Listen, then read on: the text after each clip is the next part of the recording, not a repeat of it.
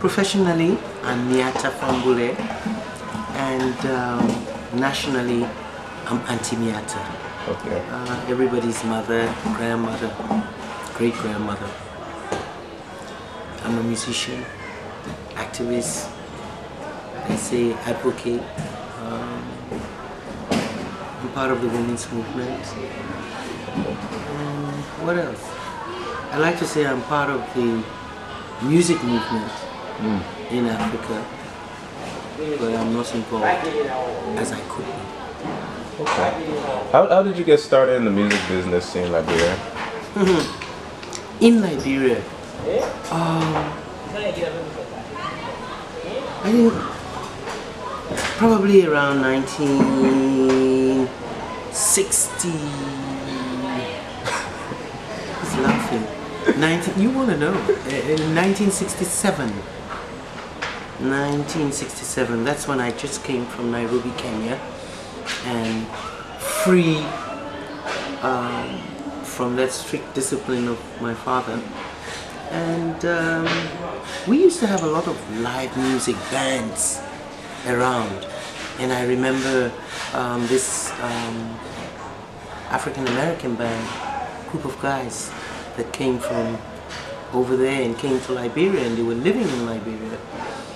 And they were called the Soul Messengers, playing St. Broad Street and places. And we used to go in there and jam with them, sing songs. Of course, it was mostly covered songs at the time, of that era, soul music.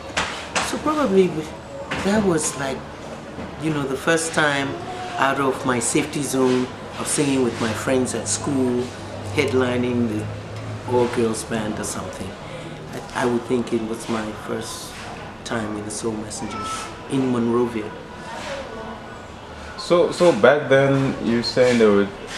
Can you describe what the music scene used to be like back then? Because I'm a little bit interested. You said there were so many live bands around. Because every place of entertainment had bands. You had to have a band if you wanted to get people to see you. I mean, when Tommy Bernard opened Bernard Beach, he brought in a band from Ghana. That was 1962, 63. And that was the way of music at this time. I was under the impression that the Liberian government kind of helped you come up. Because I know a lot of artists back then. I really thought I was going to hear that when you were talking. No. What were they doing with artists back then in terms of helping to promote them? Oh no, you didn't have promoters. I'm telling you, I always used to grumble at the time that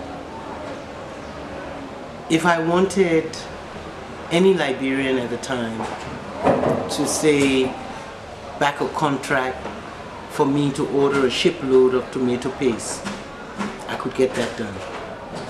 But to try and convince a Liberian at the time that I needed $20,000 to make a CD, to make an album, not to even mention when video started, no, it was not about that. Because the mentality, for some strange, and this is what really blows my mind, Jefferson.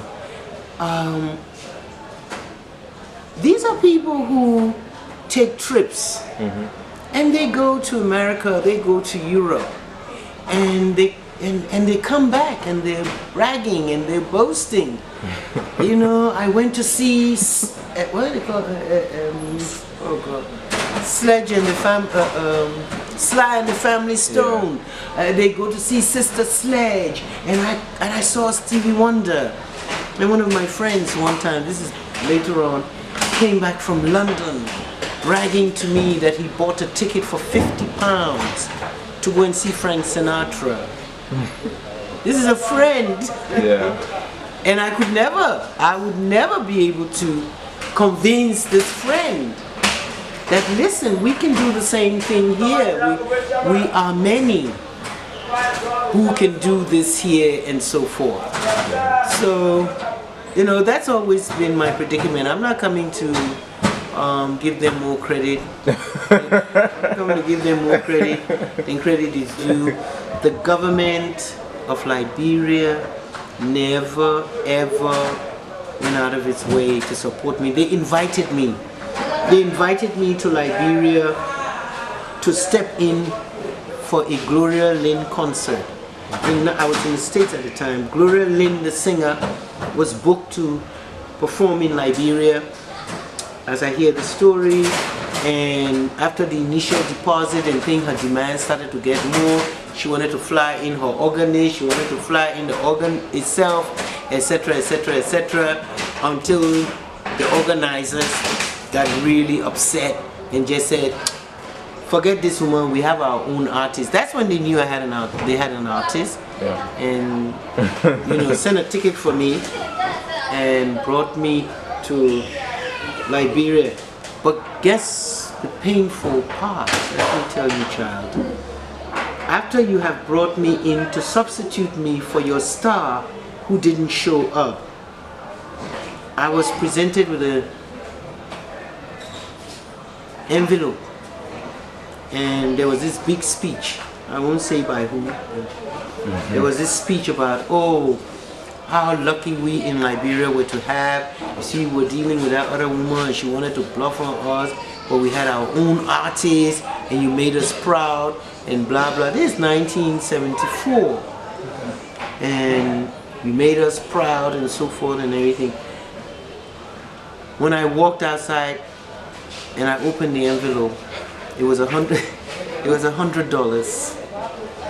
And the only reason why at that time I did not go back in the room and give them the envelope back was because these were really big people. Okay. They were big people. So the first person I complained to said, you need to go and see the president. Because the president had been at the occasion. I didn't really want to. He said, no, you need to. And so I went to the president and I told him the whole, what had happened and everything. He was very sad and very apologetic. This is Talbert. This is Talbert. And gave me $3,000 for me to fly back to America for taking off from my child. Can you believe it? I left my child in America. Quick notice came here and they gave me $100. So no, darling, the promoters of the artists in this country, unfortunately, we have to leave with the Faisal Halwani, the Lebanese Ghanaian, and there's another, and that group is still going on, and then we had some other African American Soul Sauce. Okay. They had a music thing down here on Broad Street in the 80s. Yeah. Well, despite all this, you still you made it big, and you ended up touring with a lot of notable people. I see up on your sign that you have Angelique Kidjo there, and I've heard that you play with Hugh Masekela. So who are some other notable people that you can remember you toured with? Well, you've played with in your career. Like I said, okay, the name Duke Pearson doesn't mean anything to you. The name Donald Byrd doesn't mean anything to you. I'm glad at least Huey is still pushing it. I worked with Hugh Masekela. He produced my very first album. Oh wow. And I worked with Kejule, very well-known Ghanaian band in the 80s. And I've performed with Yvonne Shaka Shaka, Onyeka Onwenu, Yinka Davis, Dede Mabieku. These are some of the Nigerian names now up to date. I'm sure I've forgotten and left somebody out who thinks they should be there, but if I had known, I would have typed my profile. Yes. Yes. So Lucky Ranku, Kaifa Semenya. Okay.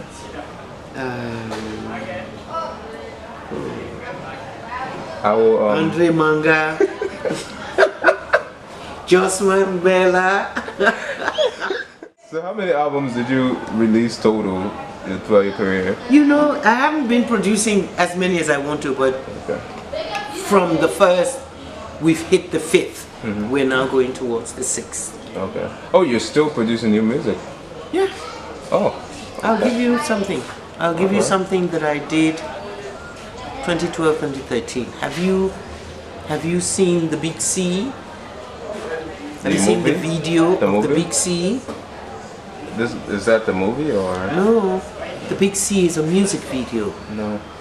On corruption. Okay. Yeah, check out YouTube. The Big C, Miatta Fahnbulleh. Okay.